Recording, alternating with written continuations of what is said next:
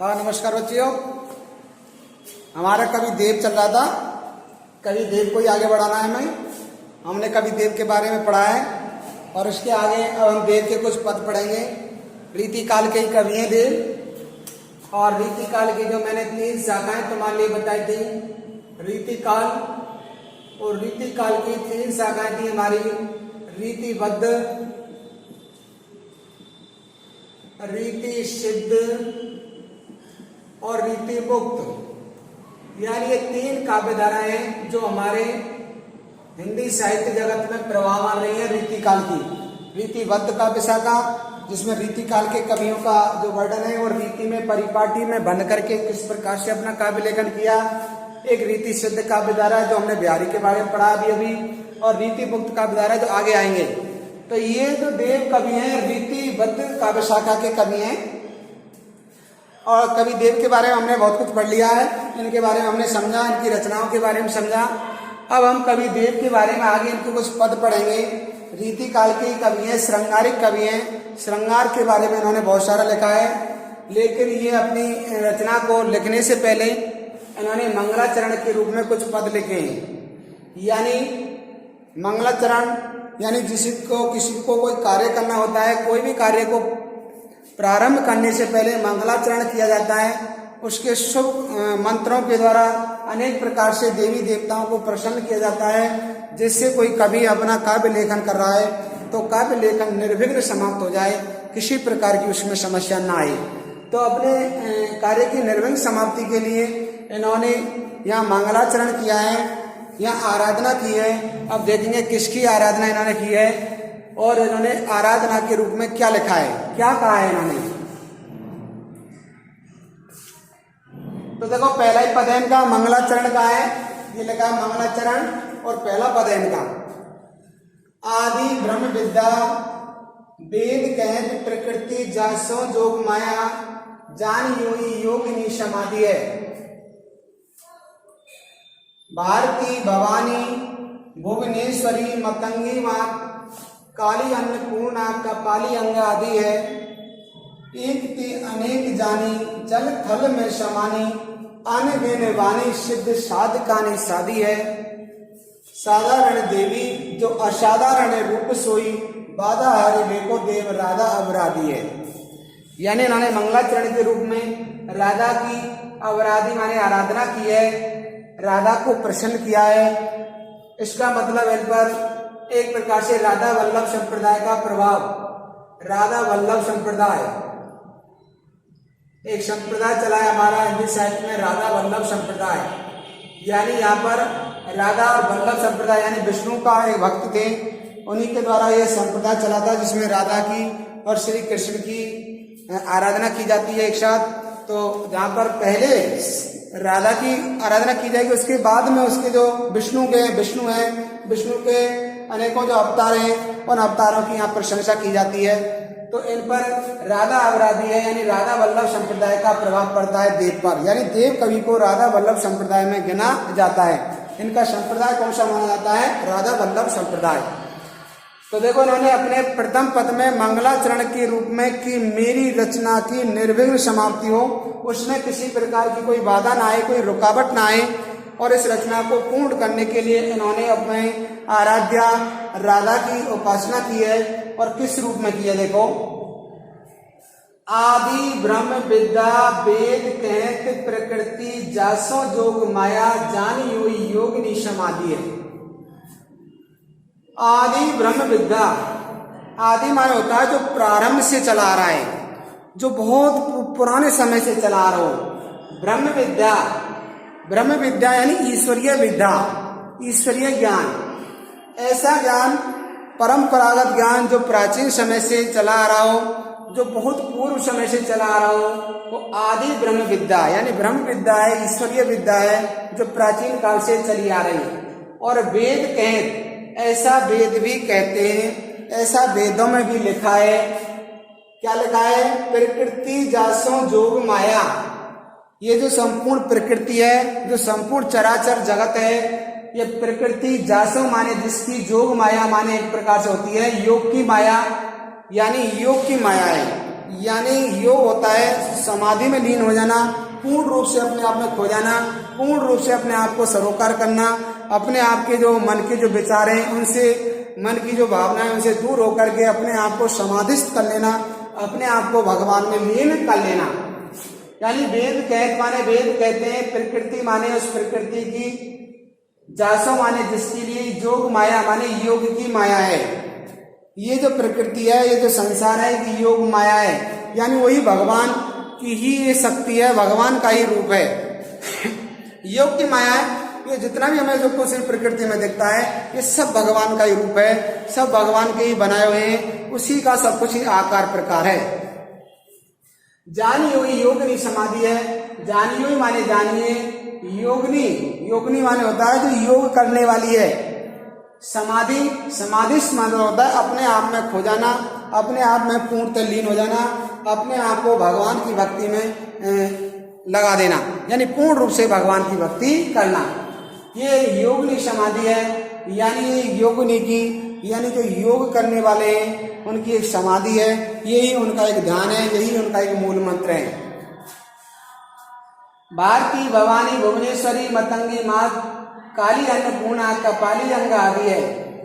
भारती यानी माँ सरस्वती, भारती यानी माँ सरस्वती, भवानी भुवनेश्वरी, भवानी यानी ये देवियों का ही रूप है, भवानी भुवनेश्वरी यानी पूरा भुवन का, भुवन मान होता है संसार, भुवनेश्वरी भुवन प्लस ईश्वरी, यानी भुवन माने पूरे संसार की, ईश्वरी माने देवी, संसार की देवी। मतंगी माने होता है जो विद्याएं होती हैं हमारी विद्याएं, उन विद्याओं में ये विद्याएं अनेक प्रकार की जो विद्याएं होती हैं, यानी भगवान को प्रसन्न करने के लिए, देवी की आराधना करने के लिए अनेक प्रकार से जो पूजा आराधना की जाती है उसी का एक रूप है मतंगी मात काली। और यहाँ काली माता के लिए भी दिया है अन्नपूर्णा, यानी ये देवी का ही रूप है एक अन्नपूर्णा। कपाली अंग आदि है, और कपाली माने शिव, कपाली माने शिव, अंग आदि है, अंग माने उसके अंगों की, आदि माने आधे रूप वाली है।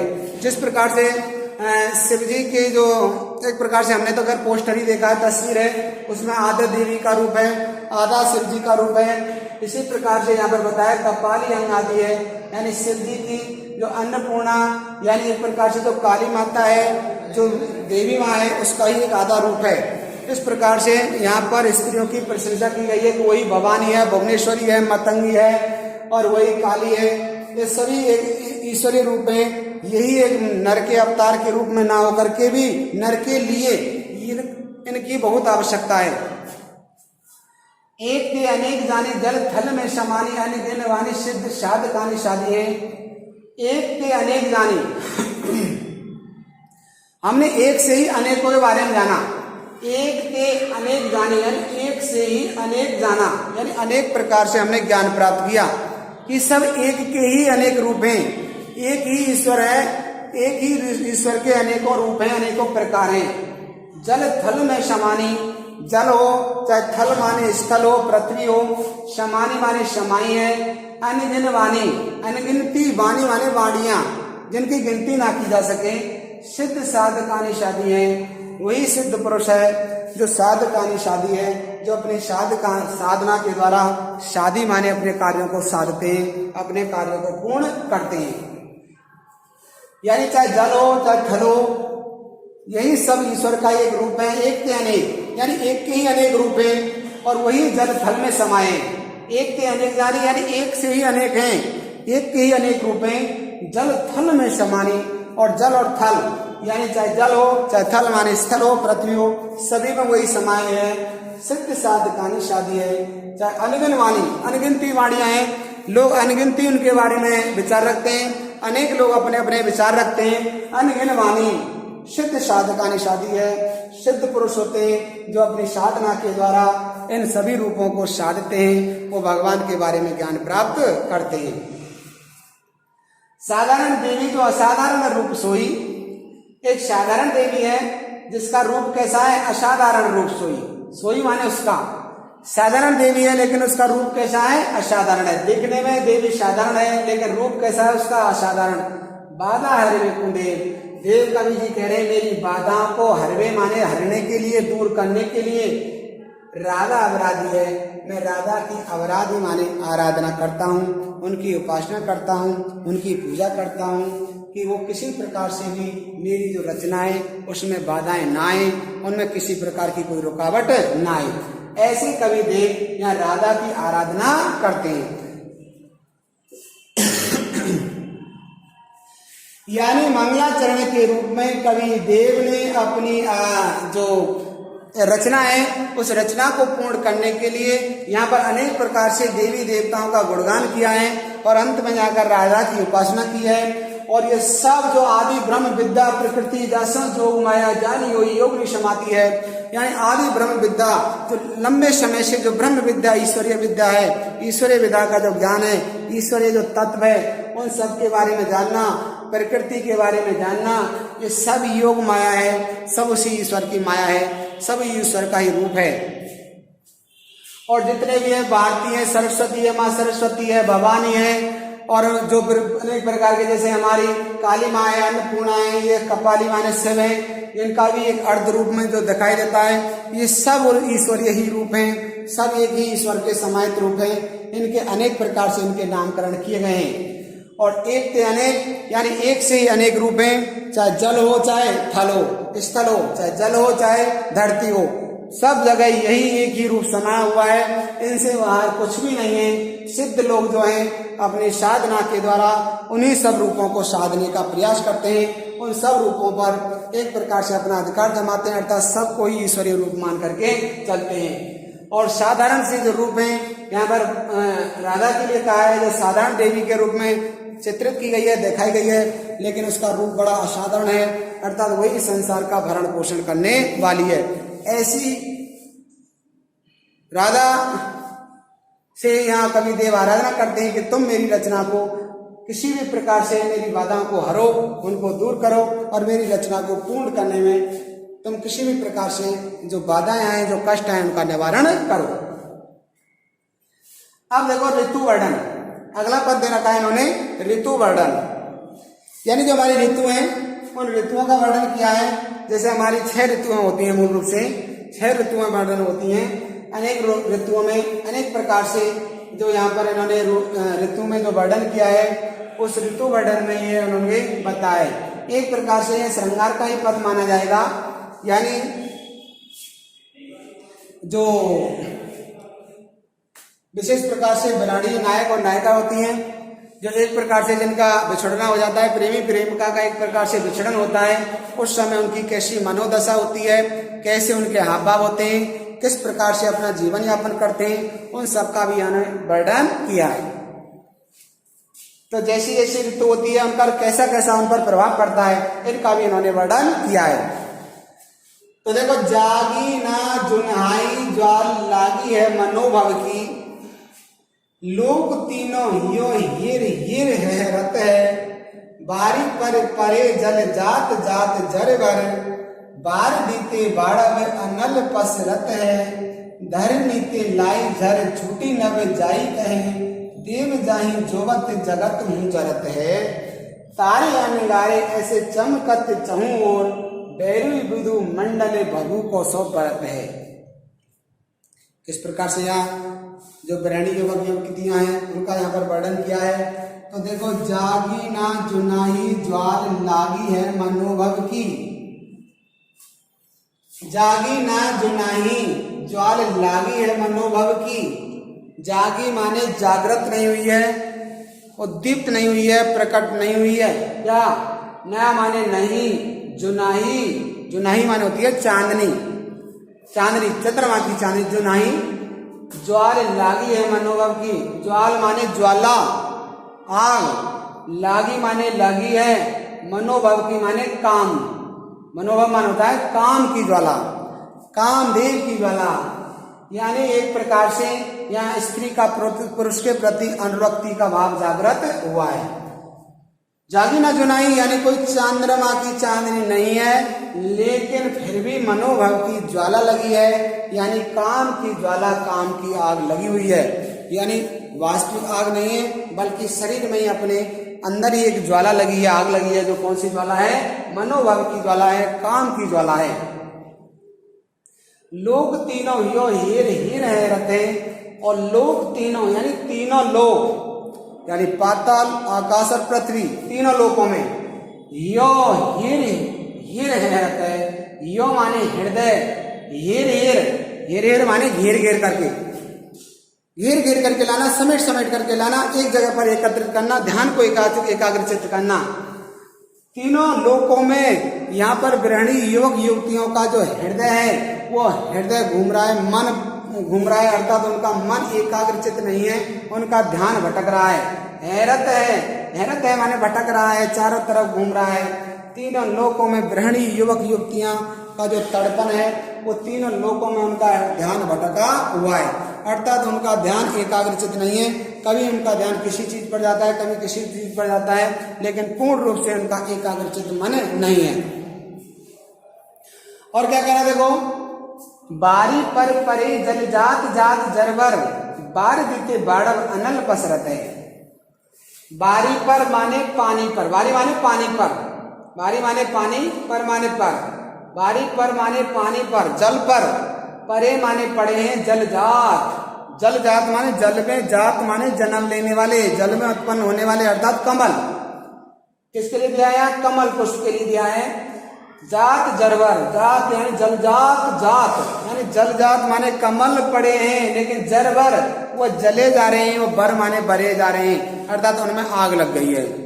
यानी कमल पुष्प है वो पानी पर पड़ा है, अर्थात पानी पर खिला हुआ है, लेकिन कामदेव की ऋतु होने के कारण ऐसी ऋतु आई है जिसमें वो जले जा रहे हैं। यानी पानी पर निवास करने के बावजूद भी उनमें आग लगी हुई है, किसकी? काम की ज्वाला।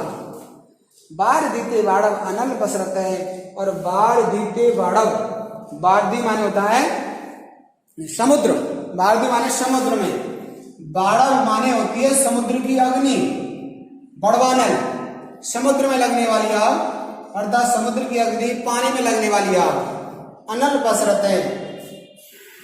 बारदी माने समुद्र में क्या लगी है? बड़बाग्नि लगी है, समुद्र में आग लग चुकी है, अनल पसरत है, और अनल माने उनमें आग पसर गई है, अर्थात उनमें आग व्याप्त हो गई है, समुद्र में भी आग लग गई है, अर्थात पानी में आग लग गई है। असंभव कार्य भी संभव हो रहा है, अर्थात कामदेव की ऋतु है जो नायक नायिका के लिए तड़पने वाला, तड़पन वाली ऋतु है।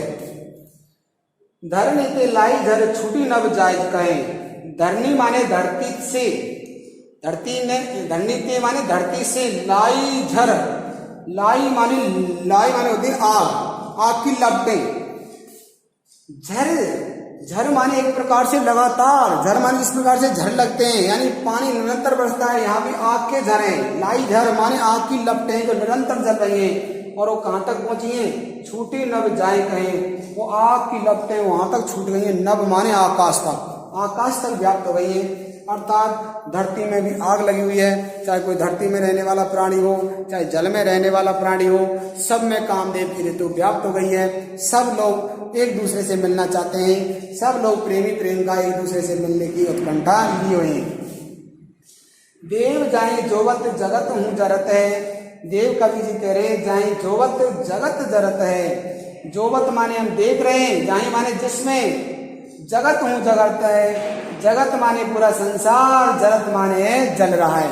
कहीं भी चले जाओ कामदेव की ऋतु पसरी हुई है, कामदेव की ऋतु में व्याप्त है, और सब जगह पूरा संसार जला जा रहा है, अर्थात पूरा संसार उस काम की ऋतु में आक्रोश में आगोश में आ चुका है। तारे अंगारे से चमकत चंगूर, बैरी विदु मंडल भभु को सफरत है। तारे अंगारे से चमकत चंगूर, और जो तारे आकाश में जो तारे टिमटिमाते रहते हैं, वो तारे मन को शांति प्रदान करते हैं, हमें खुशी प्रदान करते हैं, लेकिन वो तारे भी देखो, तारे अंगारे, तारे ऐसे लग रहे हैं जैसे अंगारे हों, आग के शोले हों, आग के अंगार हों, ऐसे माने ऐसे, चमकत माने चमक रहे हैं, चमू और माने चारों ओर, चारों दिशाओं में, चारों दिशाओं में आग के शोलों की तरह, अंगारों की तरह तारे चमक रहे हैं, अर्थात वो तारे जो कभी मन को सुकून देते थे, जब प्रेमी प्रेम का मिलन होता था, जब बिरड़ी युवक युवतियों का मिलन होता है, उस समय तारे वाले मन को शांति प्रदान करने वाले होते हैं, लेकिन बिछुड़ने की अवस्था में वो अंगारे आग के शोलों की तरह दिख रहे हैं।